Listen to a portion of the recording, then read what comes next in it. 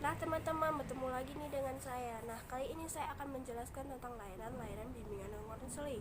Nah layanan bimbingan konseling kan banyak. Semalam saya sudah menjelaskan tentang penguasaan konten. Nah kali ini saya akan menjelaskan tentang layanan informasi. Apa sih itu sebenarnya layanan informasi? Nah, sebenarnya layanan informasi itu merupakan layanan bimbingan dan konseling yang memungkinkan peserta didik atau klien menerima dan memahami berbagai informasi, seperti informasi pendidikan dan informasi jabatan, yang dapat digunakan sebagai bahan pertimbangan dan pengambilan keputusan untuk kepentingan peserta didik atau klien. Layanan informasi secara umum sama dengan layanan orientasi, bermaksud untuk memberikan pemahaman kepada individu-individu yang berkepentingan tentang berbagai hal yang diperlukan untuk menjalani suatu tugas atau kegiatan, atau untuk menentukan arah suatu tujuan untuk rencana yang diperbaiki atau dikehendaki. Layanan orientasi dan informasi merupakan perwujudan dari fungsi pemahaman layanan bimbingan dan konseling. Nah, di sini juga tertera tujuan dan fungsi layanan informasi yang bertujuan untuk membekali individu dengan berbagai pengetahuan dan pemahaman tentang berbagai hal yang berguna untuk mengenal diri, perencanaan, dan mengembangkan pola hidup sebagai pelajar, anggota keluarga, dan masyarakat. Nah, di sini juga terdapat jenis-jenis layanan informasi. Nah, itu ada secara khusus dalam rangka pelayanan bimbingan dan konseling. Ada 3 jenis informasi. Nah, yang pertama itu ada informasi pendidikan, informasi jabatan, dan informasi sosial dan budaya. Nah, tema saya pada hari ini, pada pertemuan kali ini, di video ini ialah tentang belajar efektif dan efisien. Nah, pada saat ini pendidikan di Indonesia ataupun pendidikan di negara kita belum menunjukkan hasil yang maksimal. Padahal perkembangan teknologi negara kita dari tahun ke tahun semakin pesat. Mengapa bisa ini terjadi? Dengan demikian, salah satu dikarenakan orang-orang di sekitar kita lebih banyak menggunakan alat-alat elektronik, bukan karena menjadi sumber belajar, namun mencari ilmu, melainkan hanya untuk mencari hiburan yang sangat menyenangkan atau kesenangannya. Oleh karena itu, kita harus belajar dengan giat secara efektif, efisien, serta menggunakan banyak sumber belajar, salah satunya internet, agar kita menjadi orang yang sukses. Nah, di sini juga ada beberapa ahli yang menjelaskan tentang belajar. Yang pertama itu ada James O. Whittaker, menjelaskan bahwa belajar adalah suatu aktivitas yang dilakukan secara sadar untuk mendapatkan sejumlah kesan dari bahan yang telah dipelajari. Nah, yang kedua itu ada menurut James O. Whittaker, yang menjelaskan bahwa belajar dapat didefinisikan sebagai proses di mana tingkah laku ditimbulkan atau diubah melalui latihan atau pengalaman. Nah, yang ketiga itu ada menurut Howard L. Tingley, yang menjelaskan bahwa belajar adalah proses di mana tingkah laku atau dalam arti luas ditimbulkan atau diubah menjadi praktik dan latihan. Belajar dikatakan sebagai suatu proses karena perubahan tingkah laku yang terjadi melalui tahapan-tahapan yang pada akhirnya menjadi suatu hasil belajar. Misalnya, seorang anak yang ingin dapat berjalan, maka ia mulai dilatih oleh orang tuanya merangkak, berdiri, dan dituntun untuk mulai melangkah, yang pada akhirnya si anak bisa berdiri dan mulai sedikit demi sedikit melangkah kakinya, dan kemudian ia mulai dapat berjalan dengan sempurna. Itu menurut Daliono tahun 2006 halaman 104. Demikian juga bila seorang siswa ingin mengetahui, dapat, serta memahami suatu dengan baik, maka ia akan belajar dengan baik.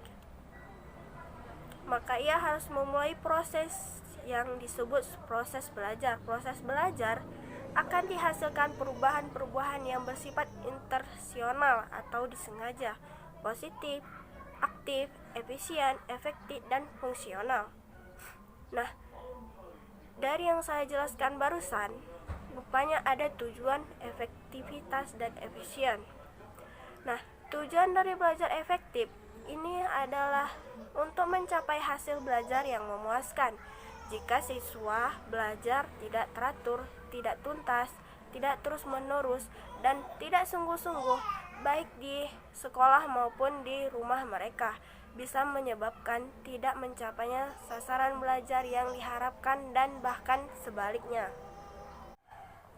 Belajar akan dikatakan efektif dan efisien apabila hasil yang dicapai atau diperoleh seimbang dengan usaha yang dilakukan. Dalam belajar terdapat unsur rencana, ketepatgunaan, serta kemajuan pendekatan dan metode belajar yang digunakan.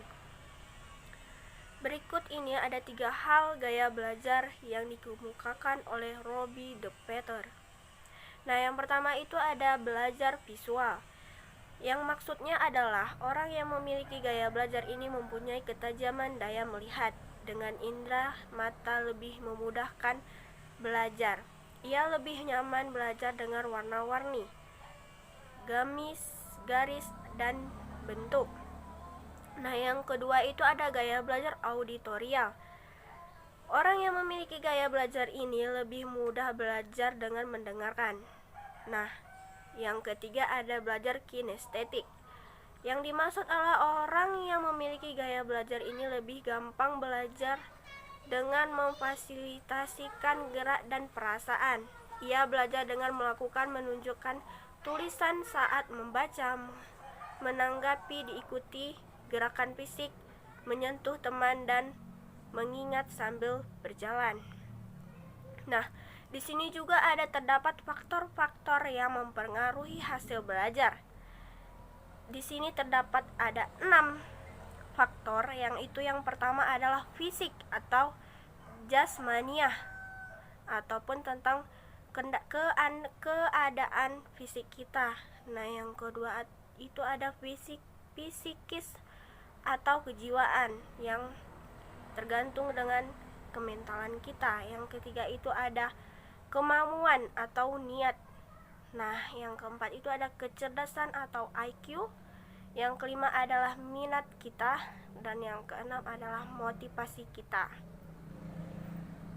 Nah, di sini juga ada kondisi eksternal, yaitu adalah sarana dan prasarana yang memungkinkan kita untuk belajar. Nah, yang kedua itu adalah lingkungan sekitar. Nah, di sini juga terdapat 3 hal yang mendukung terhadap belajar efektif. Di antaranya adalah yang pertama itu ada belajar mandiri, yaitu sebuah konsep pembelajaran atas inisiatif sendiri, bukan belajar sendiri. Nah, yang kedua itu ada media belajar, yaitu sebuah sarana kita yang akan membantu kita dalam belajar, karena kita tinggal membaca dari media itu sehingga kita sudah tinggal memahami hal tersebut.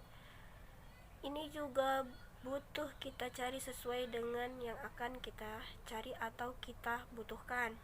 Nah, yang ketiga itu ada strategi atau cara belajar. Strategi belajar efektif sangat penting untuk mencapai prestasi belajar yang ingin dicapai. Nah, yang selanjutnya itu terdapat cara belajar efektif dan efisien.